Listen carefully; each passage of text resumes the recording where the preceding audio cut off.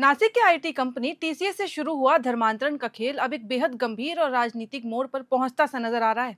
क्योंकि इसी के साथ अब ये सवाल उठ रहे हैं कि क्या इसमें राजनीतिक सहभागिता भी थी। क्योंकि 27 दिनों से पुलिस की आंखों में धूल झोंक रही मुख्य आरोपी निदा खान की गिरफ्तारी के बाद से ही पुलिस ने इस मामले में एक बड़ा खुलासा कर दिया है। पुलिस का ये दावा है कि छत्रपति संभाजी नगर महानगर पालिका के एआईएम सभासद मतीन पटेल को इस मामले में पूरी तरीके से जानकारी थी और इसीलिए अब उन्हें भी इस मामले में सह आरोपी के रूप में देखा जा रहा है और उनका भी नाम अब इसमें शामिल कर दिया गया है। मतीन पटेल ने ही निदा खान को मामले के खुलासे के बाद 27 दिनों तक छुपने में मदद की। और इसके साथ ही अब एक और सवाल उठने लगे हैं। वो सवाल ये है कि क्या इसमें मानव तस्करी का भी कोई संबंध है। क्या इस पूरे जो भी खेल हुआ उसके अंदर मानव तस्करी का भी कोई जुड़ाव है। आखिर निदा कब तक कहाँ छुपी थी, इस पूरे मामले में इनके अलावा कौन कौन शामिल है और इस पूरे कांड की शुरुआत आखिरकार कैसे हुई। आज हम इस वीडियो के जरिए एक एक करके बात करेंगे और जानने की कोशिश करेंगे कि आखिरकार ये पूरा मामला है क्या और इसमें अब तक किस किस की गिरफ्तारी हुई। बता दें कि पुलिस ने 7 मई को निदा को गिरफ्तार किया था।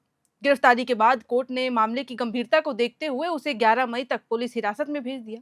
और अब बताया जा रहा है कि पुलिस को 7 मई को ही सूचना मिली कि निदा खान कैसर कॉलोनी स्थित एक फ्लैट में अपने रिश्तेदारों के साथ वहां पे छुपी हुई है। अगर मैं रिश्तेदारों में खुल के बात करूं तो अपनी मौसी और भाई बहनों के साथ वहां छुपी हुई थी। इसके बाद संयुक्त कार्रवाई करते हुए पुलिस ने उसे गिरफ्तार कर लिया। और अब यह आरोप लग रहा है कि उसे एआईएम के लोकल काउंसलर मतीन पटेल ने वहां छिपने में मदद की थी। इस पूरे खेल में इसमें उनका भी हाथ था। हालांकि गिरफ्तारी के बाद गुरुवार देर रात ही छत्रपति संभाजी नगर से ट्रांजिट रिमांड लेकर शुक्रवार सुबह उसे नासिक रोड पुलिस थाने ले आया गया। वहीं शुक्रवार को दिन भर उससे पूछताछ की गई और उसके बाद उसे शाम को न्यायालय में पेश किया गया। निदा इस मामले में गिरफ्तार हुई 8वीं आरोपित है और निदा से पहले अब तक ऐसे 7 लोगों को इस मामले में गिरफ्तार कर लिया गया है जिन पे कई गंभीर आरोप लगाए जा रहे थे। सब पर यह आरोप लगाया जा रहा था कि वे टीसीएस नासिक कंपनी में काम कर रही महिलाओं पर धर्मांतरण का दबाव बनाते थे। और यही सेम आरोप जो है वो निदा खान पे भी लगे थे, लेकिन निदा खान इतने दिनों से फरार थी। वे महिलाओं पर हिजाब पहनने और इस्लामी मान्यताओं का पालन करने के लिए उन पर दबाव बनाती थी, उन पर जोर डालती थी। मामला खुलने के बाद सरकारी पक्ष के वकीलों ने अदालत को बताया था कि निदा खान और अन्य आरोपियों ने टीसीएस के अंदर शिकार बनाए गए जूनियर कर्मचारियों को अपना धर्म छोड़कर दूसरा धर्म अपनाने का दबाव बनाया था। और ये जो सिलसिला है वो एक लंबे समय से चल रहा था और इसके लिए उन्हें बुर्का उपलब्ध कराया गया और इस्लाम से जुड़ी एक धार्मिक किताब तक दी गई थी। साथ ही उनके मोबाइल फोन में धार्मिक शिक्षा और उससे जुड़े कई एप्लीकेशन भी इंस्टॉल किए गए थे जिसके थ्रू जो थे वो इन इस्लामिक चीजों को अपना पाए। बताया गया कि निदा खान पीड़िता को अपने घर ले जाती थी, जहां उन्हें नमाज पढ़ने के तरीके बताती थी, उनको नमाज पढ़ना सिखाती थी, हिजाब और बुर्का पहनने की ट्रेनिंग दी जाती थी। और जांच में यह भी सामने आया है कि धर्म परिवर्तन के बाद पीड़ितों का नाम बदलने की योजना थी, जिससे उनका हिंदू नाम जो है वो बदल के एक मुस्लिम नाम में कन्वर्ट हो जाए। पुलिस जांच के दौरान पीड़ितों के मोबाइल फोन से कई इस्लामिक रील्स, यूट्यूब लिंक और इंस्टाग्राम पोस्ट भी बरामद हुए हैं, जिन्हें मामले में अहम सबूत के रूप में अब देखा जा रहा है और उनके बदौलत ही आगे की कार्रवाई भी की जा रही है। हालांकि बता दूं कि गिरफ्तारी के बाद से काफी चीजें सामने आई हैं, काफी और जानकारियां भी सामने आई हैं। ये तक पता चला है कि वो मलेशिया के किसी इमरान नामक व्यक्ति के साथ संपर्क में थी, जिसके थ्रू वो महिलाओं को विदेश भेजने के भी फिराक में थी। जिससे ये साफ पता चलता है कि ये लोग सिर्फ धर्म बदलने का ही दबाव नहीं डालते थे, बल्कि एक बड़े प्लान को अंजाम देने के फिराक में थे। जिसकी वजह से अब ये भी सवाल उठ रहे हैं, ये शक पैदा हो रहा है कि क्या ये मानव तस्करी का भी काम करते थे। क्या इनमें से जितने लोग गिरफ्तार हुए हैं वो मानव तस्करी के किसी गैंग से जुड़े हुए हैं। यही नहीं, निदा के कुछ आतंकी संगठनों के साथ संपर्क में होने का भी शक जताया जा रहा है। हालांकि इस मामले में एनआईए और राज्य एटीएस भी अब जांच कर रही है, दोनों मिलकर काम कर रही है। साथ ही इस बात का भी अब जांच किया जा रहा है कि निदा के साथ अन्य आरोपितों के खातों में कहां-कहां से पैसे आते थे और उनका किस प्रकार से वो इस्तेमाल कर रहे थे, कहां-कहां वो पैसे यूज किए जा रहे थे। सबसे पहले नासिक के देवलाली पुलिस थाने में निदा के खिलाफ प्राथमिकी दर्ज होती है, लेकिन पिछले 27 दिनों से वो वहां से फरार थी। उसने नासिक कोर्ट में खुद को गर्भवती होने का बात बताया और उसी के कारण उसने अग्रिम जमानत जो है वो याचिका दायर की थी, जिसे कोर्ट ने हालांकि उसी वक्त खारिज कर दिया था और उसी के बाद से वो फरार थी। हालांकि निदा की गिरफ्तारी के बाद से महाराष्ट्र में सियासी हलचल भी अब तेज हो गई है। जब से ये पूरा मामला तुल पकड़ा है, तब से ही महाराष्ट्र में हर किसी की नजरें इस पूरे मामले टीसीएस पे टिकी हुई है। महाराष्ट्र सरकार में मंत्री और शिवसेना के कद्दावर नेता संजय शिरसाट ने सनसनीखेज आरोप लगाते हुए एआईएमआईएम के वरिष्ठ नेता और पूर्व सांसद इम्तियाज जलील को कटघरे में खड़ा कर दिया है। उन पे भी कई आरोप लगाए जा रहे हैं, उनके लिए भी सवाल खड़े किए जा रहे हैं। शिरसाट का यह दावा है कि इम्तियाज जलील को निदा खान के ठिकाने की पूरी जानकारी थी और वह इस संरक्षण उसे दे रहा था, उसे प्रोटेक्शन दे रहा था, लगातार उसे छुपाने में मदद कर रहा था। अब इस घटनाक्रम पर प्रतिक्रिया देते हुए महाराष्ट्र के मुख्यमंत्री देवेंद्र फडणवीस ने भी ये कहा है कि ये स्पष्ट है कि एआईएमआईएम सभासद ने निदा खान को पनाह देने में भूमिका निभाई है। हम पता लगाएंगे कि इसके पीछे अब कौन है। हम ये भी पता लगाएंगे कि क्या वे धर्मांतरण रैकेट में शामिल हैं या फिर उसे बढ़ावा देने की कहीं से भी मदद कर रहे थे।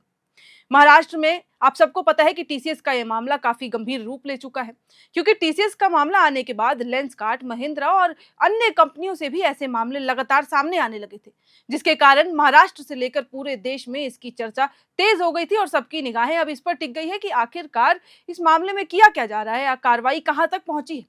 पूरी जांच में अब तक जितनी भी जानकारियां मिली हैं, उन जानकारी के मुताबिक इस पूरे प्रकरण की शुरुआत फरवरी 2026 से होती है, जब एक राजनीतिक कार्यकर्ता ने नासिक पुलिस से शिकायत की थी। शिकायत में यह कहा गया था कि एक प्राइवेट कंपनी में कार्यरत हिंदू महिला रमजान के दौरान रोजे रख रही है। इसी सूचना के आधार पर पुलिस को संदेह होता है और इस पूरे मामले की पूरी जांच की कार्रवाई करने के लिए कि आखिरकार ये मामला क्या है, पुलिस गुप्त जांच शुरू कर देती है, जिसने बाद में कई चौंकाने वाले तथ्य भी उजागर किए, जिसके बाद सब हैरान रह गए कि आखिरकार ये सिलसिला कब से चल रहा था। जांच के तहत पुलिस ने महिला कांस्टेबल को हाउसकीपिंग कर्मचारी बनाकर कंपनी तक में भेज दिया, ताकि अंदर चल रही जितनी भी एक्टिविटीज हैं उन पर नजर रखी जा सके। इन अधिकारियों ने कंपनी के भीतर कई गतिविधियों की बारीकी से निगरानी की और कई महत्वपूर्ण सबूत जुटाए।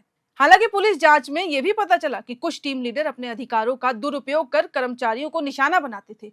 आरोप है कि उन्हें मानसिक और शारीरिक रूप से प्रताड़ित कर धर्म परिवर्तन के लिए दबाव डाला जाता था, यानी कि जब वो नहीं मानते थे उन्हें कहीं ना कहीं मेंटली टॉर्चर किया जाता था, या तो ब्लैकमेल करके या तो कई अन्य बातें कह के।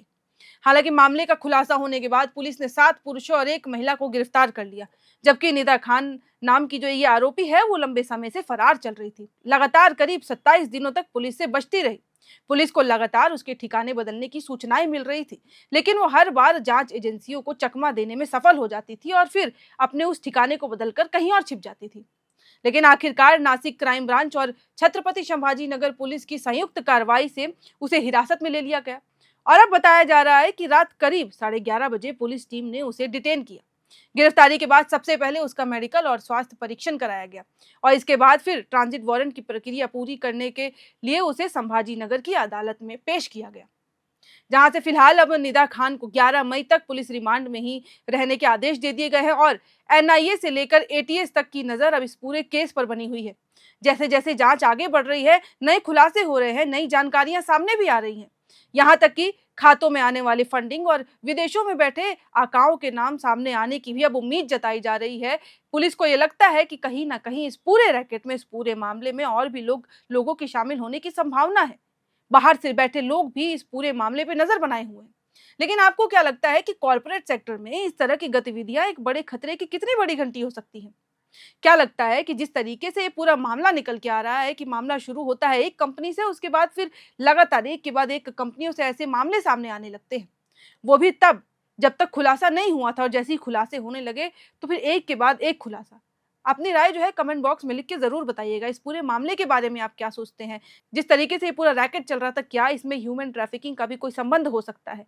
जिस तरीके से निदा खान की बाहर के लोगों से कांटेक्ट में बनी हुई थी और महिलाओं को बाहर भेजने की फिराक में थी, क्या वो इससे पहले किसी ह्यूमन ट्रैफिकिंग गैंग का जो थी वो संपर्क में थी, या फिर क्या जो ये कंपनियों में जिसमें काम कर रही थी वहां से उन महिलाओं को बाहर भेजने की फिराक में थी? अपनी राय कमेंट बॉक्स में लिख के जरूर बताइएगा। बाकी इस मामले से जुड़ी जो भी अपडेट्स आएंगी, जो भी जानकारियां आएंगी, वो हम आप तक साझा करते रहेंगे।